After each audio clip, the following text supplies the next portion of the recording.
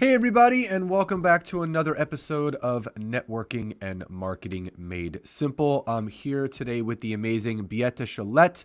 We're going to be having a wonderful discussion. We connected, obviously, online, actually on Instagram, and hit it off immediately when we jumped onto a Zoom. And whenever I do connect with certain individuals within the coaching space or business world that I feel have that powerful message to share with other people. It's a no-brainer. I don't think twice. I have to have an interview with them just to hear it from them so they can impact all those that do listen to this program and this podcast and these trainings so they can move themselves forward. So, Beate, welcome to today's episode. I'm so glad to be here. Thank you for having me. I can't wait to dive in. Absolutely. So for people that are not familiar with you and what you do, number one, please share with the audience, your zone of genius and what you do. But more importantly, what do you feel was that catalytic moment for you that has set you on the path that you're now currently on? So I am Beate Chelette. I'm known as the growth architect, and I help visionaries and leaders to scale their impact by providing strategies, strategic planning, growth architecture, growth planning. So anything that requires a system, a process, or some sort of a plan to help people take what often is assumed as a very complicated and difficult and logical and boring process and make it easy to understand and easy to implement and easy to follow. The second part of your question, what makes me you? Well, I'm number one, I'm the unruly German child that had big ideas and not much to back it up with. And so I failed my way to success over a period of a decade of just brutal hard luck, bad luck. And eventually I sold my business for millions of dollars to Bill Gates.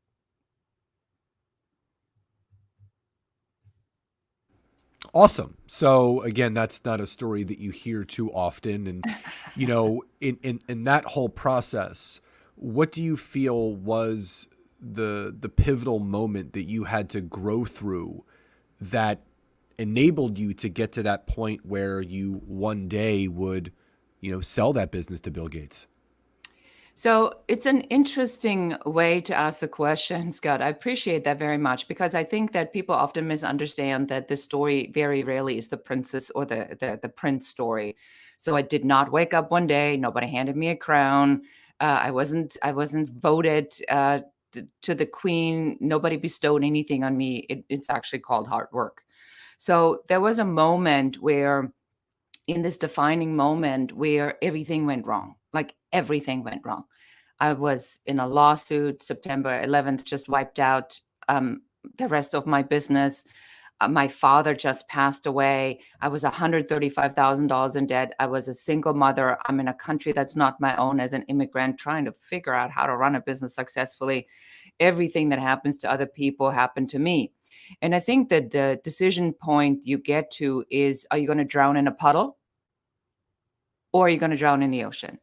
And so it was the question at the end of the day, what do you really believe in that your capabilities are? And that is a hard test, I think, for any entrepreneur or business owner, visionary leader to say, I thought that if it's meant to be, it's easy. But if you're here to make an impact, and I always say, Scott, that people that come to me have been activated. And only somebody who knows what that even means is a client of mine, right? Because it means that they come to me and they have this much larger uh, job to do, but very much like I did, they have to get through this point of, I'll just call it the oh shit moment, right? Where you really have to push through that moment and say, what am I really made out of? Am I going to play this safe or am I going to put it all on the line and believe that at the end of the day, I'm a good person, I'm doing it right, this is mine to have? And that was what pushed me to become something that I didn't know I had in myself. And I see this, and I bet you see this in your work all the time too, is that comes this moment where you have to put it on the line And then you either back off and you fall back into where you've always been, or you push through this and a whole different level of business begins. And if I remember this right, you had a moment like that with your own podcast where, suddenly the floodgates open, you go like, what? Yeah, it's about constantly moving forward, and you know I can relate to a lot of what you said.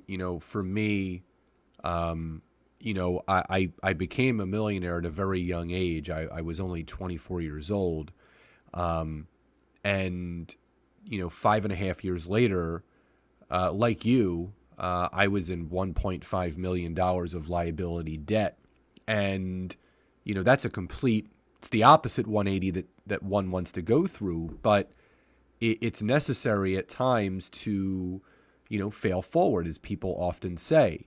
And, from people have asked me all the time, what's your superpower? What's your strength? And it's resiliency. In entrepreneurship and business ownership, it's not a straight line. It's a roller coaster ride. And, the example that's always given is that in entrepreneurship, what's the first thing that you do?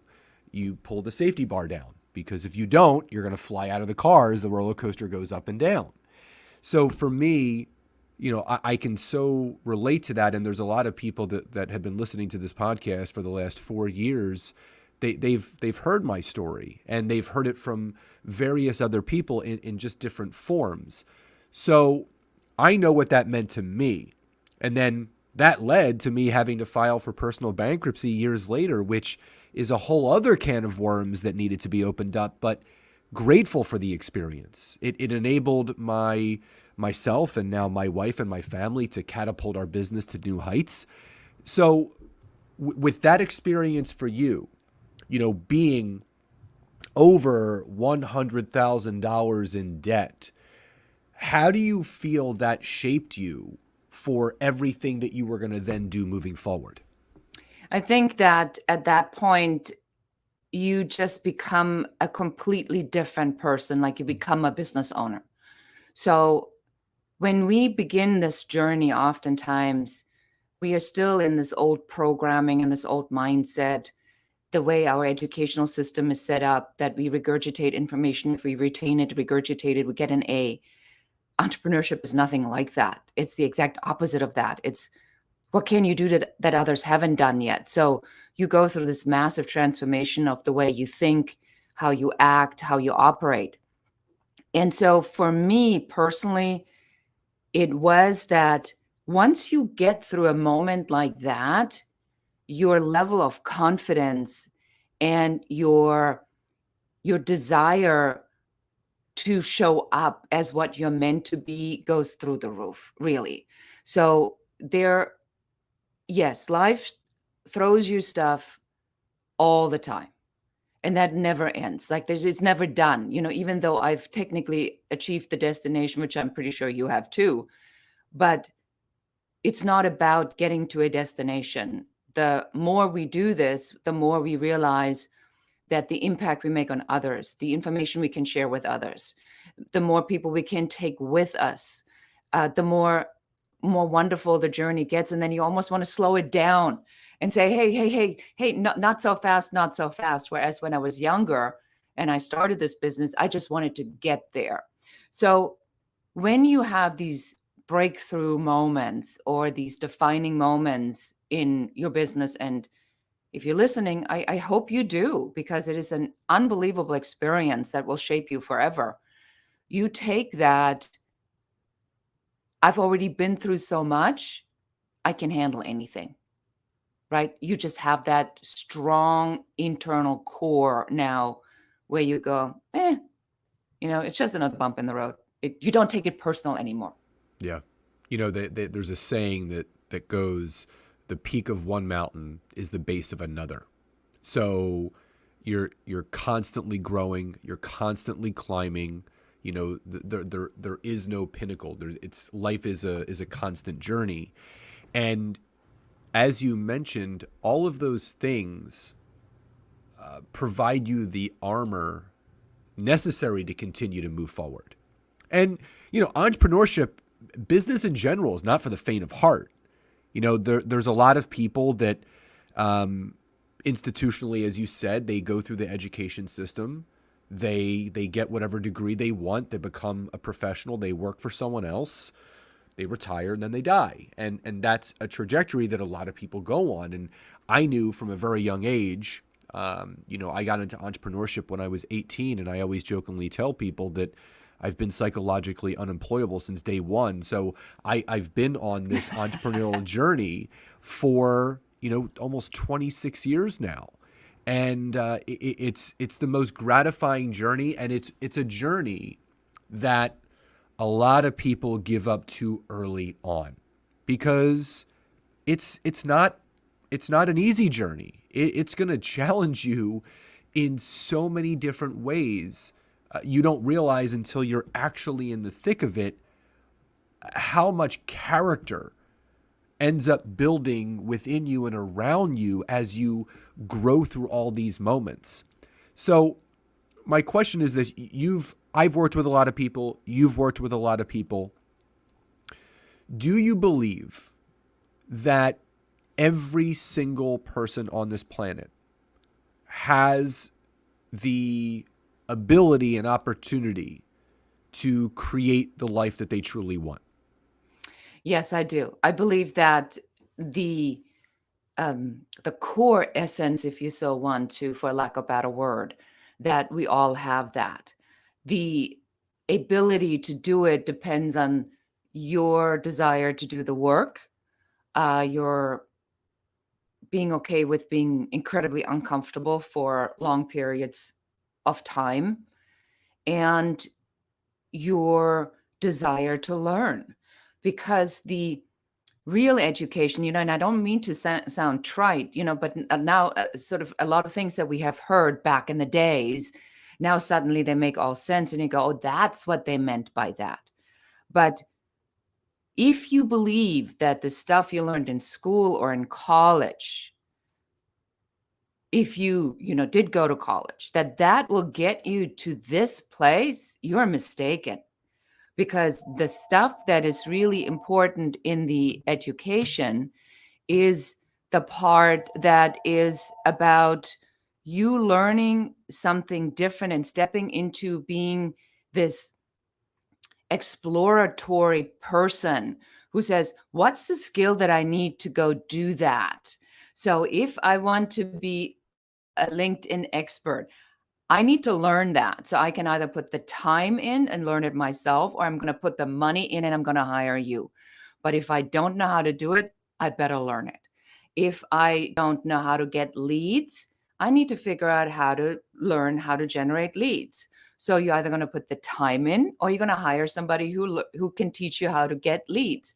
So people often think that when they go into entrepreneurship, that somehow magically they need to know this. You don't.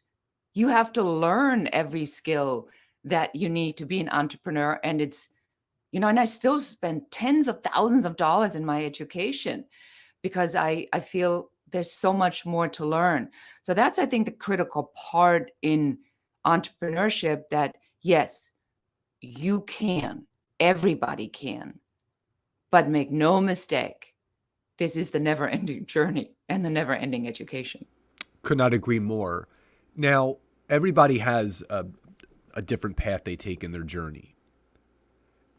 Can you recall either a first mentor or coach or book that you read very early on in your entrepreneurial journey where it just clicked, it made sense, and you're like, yes, I totally get it? And again, it played that role, or that individual played that role to basically open up the lid, so to speak, for you to continue to educate and engulf information to continue to become your best self. Yes. So there were several. So number one, my father was a huge influence. My father was the CEO of a dairy company. And my dad taught me one thing. He said, at the end of the day, before you go to bed and you look in the mirror, you need to like the person who is looking back at you. So I thought that was a very important part to recognize, that the way you show up, you need to live with that.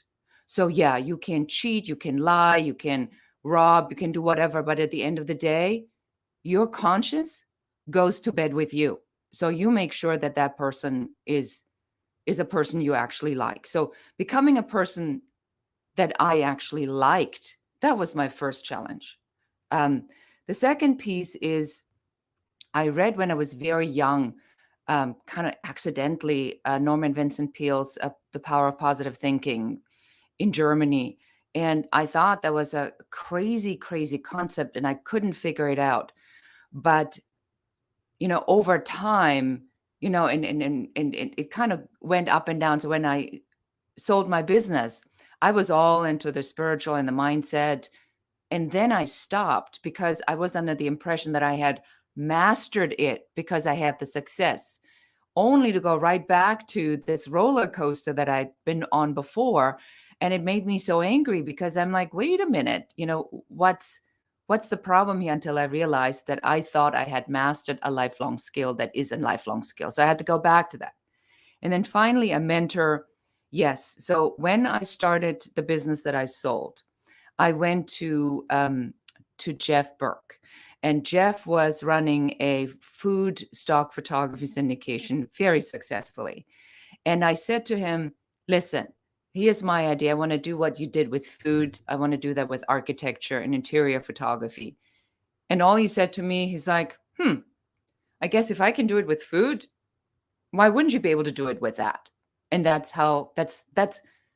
sometimes how simple the path, the start of the path becomes by somebody just looking at you, shrugging their shoulders and saying like, well, of course you can.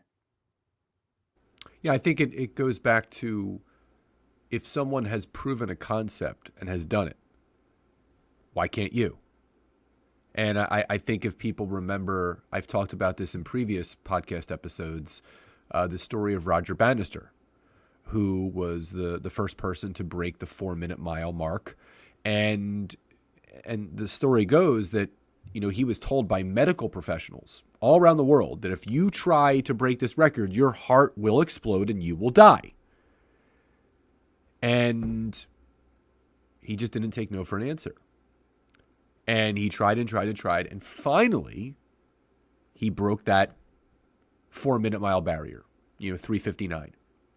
The interesting thing is, for years and years and decades, people tried to do this until he did it. And once the concept was proven, I think it was over a 2 or 3 year period, 12 others did the same thing. Because once something is seen and is known, well, if you could do it, I could do it. So I think that's one of the, I don't want to say confusing things that I think about, but it is definitely something that I often ponder because, we see so many people succeeding online right now. We see so many entrepreneurs and business owners creating massive success. But at the same time, you have this contingency of entrepreneurs that still have that negative thought process that I can't do it. Imposter syndrome, the comparison game, all of those things. Why do you feel, even at this stage of where we are in the online world, where so much success has already been proven, why do you feel those limiting beliefs and negative thoughts still play into people's non-actions of taking action to succeed in what they're looking to do? I think a lot of it has to do with that they fail to see one very simple thing. The thing that they dislike about themselves the most is their biggest selling point. And so they keep trying to change that. So I'm going to give you an example. So I was, every report card I've ever had said talks too much, and sometimes has difficulties following instructions. And so you go through life and you recognize that people are trained to point out things you're not good at. And so you are ashamed that you are not good at certain things that other people are good at. Never mind that these other people are not good at the stuff that you are good at. But we are in a society where our entire system Even the performance reviews in organizations is set up for somebody to look and point the finger at you and say, those Excel pivot tables require some work, even though you're the best writer in the company. But they just want to stick it to you because that's what they've been taught their entire life. So in my personal work, when I work with my clients, I look for the idiosyncrasies, the tics, the stuff that stands out. And I make them not back off, but double down on that. So my no BS ways, my straight talk, my being unruly and loud, well, I became a speaker. Do you think that, not wanting to be quiet is a good thing when you're a speaker? Of course it is. So if your listeners are in that spot where they go, if I only could be like X, really the only way to look at it is to say, well, number one, you can't, because that spot's already taken. But what makes you stand out is the stuff that you probably are not okay with. And once you own that, that was when I did the shift from a coach to a consultant, because I was thinking about the term and I said, a coach is someone who helps people figure this out on their own. I don't have time for that. I know a lot of these shortcuts. I've been building business models for forever. My brain thinks in systems. It spits out formulas. It can't help itself. That's just the way it works. So if you want somebody to help you to figure it out on your own, I'm probably not the right person. But if you want somebody who can give you the shortcuts based on the experience of that, thousands of times I've done it, you kind of come to me. So once I stopped apologizing for not being this coach type personality, but being the person that could shine in another area, I attracted people that says, listen, I don't want to be on your couch. I don't want to talk for 10 hours and not get anywhere.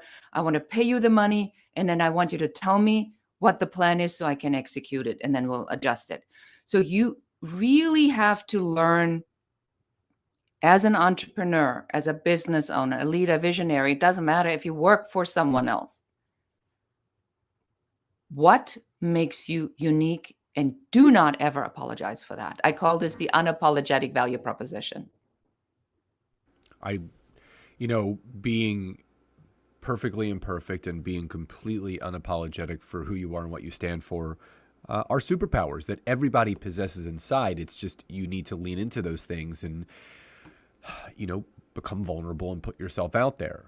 Now, for the listeners, if you could give them one piece of advice or a starting point, because maybe they have these monotonous thoughts flowing between the 6 inches between their ears on a daily basis, the I can'ts, I shouldn't, I'm afraid to. What's a good starting place for someone to start moving that needle forward in their business and entrepreneurial journey, to really leaning into their uniqueness and their gifts where they could really catapult their business to the next level? One word: curiosity. Replace all of that with the simple word curiosity. If I look at what I do on a daily basis with curiosity, and I always ask, I wonder if this is going to work. I wonder what the outcome of this is going to be. I wonder how this is being received. I wonder if this strategy works. It changes absolutely everything. Because if I step into it on a fearful basis, and I say, ugh, this better work, or I'm in deep trouble. If I shift that and say, well, there's so many strategies to generate leads, to sell, to make money. I wonder which the right one is for me. And just keep looking at this, almost like you're standing there with a piece of paper and a pen, and you check off the ones that don't work. And you go like, okay, this one's not working. This one's not working. So you go through the process of elimination. So taking failures personal is the biggest mistake I see. But if we replace it with curiosity, then it's like, I wonder which one is working. And it's a completely different mindset. I love that. So before I get to my final question, for the listeners that are intrigued about all that you do and how you help people, tell the audience a little bit about what you have going on right now as far as being able to work with you or programs, but also how they can connect with you offline outside of the podcast. Thank you for that. So yes, so you can go to my website, beatechelette.com, and poke around and see what we do. My specialty, as I said, is system formulas, strategic planning, growth plans. So anybody who is experiencing an income sine wave and who's been doing this for years and wants to break through that, that would be somebody that probably should speak to me. If you've heard something and you go like, well, I got to check her out, you can go to uncoverysession.com and just make sure you mention Scott's podcast. So I know that where you're coming from. I do 7 of these a month, and just fill out the application, and, and we spend about 30, 45 minutes together, and I can at least help you to figure out where you are right now and what that next step should be. If you want to reach out to me personally, just send me an email. It's bc@beatechelette.com. I actually read and answer my own email. And you have any questions about business or team building, or you really want to get serious about it, just send me an email, and let's go from there. Awesome. So for the listeners, all of that information will be in the information of the podcast, the description. So, and you'll also be receiving an email with this information. So if something did ring true, absolutely take action and connect with Beate offline so you can make that happen. So Beate, before we end today's amazing interview, final question: what does success truly mean to you? Success to me is to build generational wealth and to take as many people to the top as I can. Love that. And again, it's about being a servant leader and really paving the way for other people. Again, proving the concept, doing the do, showing people it's possible so they don't follow you, they walk right alongside of you. So grateful for you to be on here today. Thank you so much for your time, your love, your energy, and the knowledge that you shared with my audience today, and truly, truly appreciate you being here. Thank you for having me. Absolutely. So everyone, again, take advantage of all the ways to connect with Beate offline. That'll be in the description of the episode. I do hope you enjoyed this. Please enjoy the rest of your days, and we'll talk to you next time. Bye, everyone.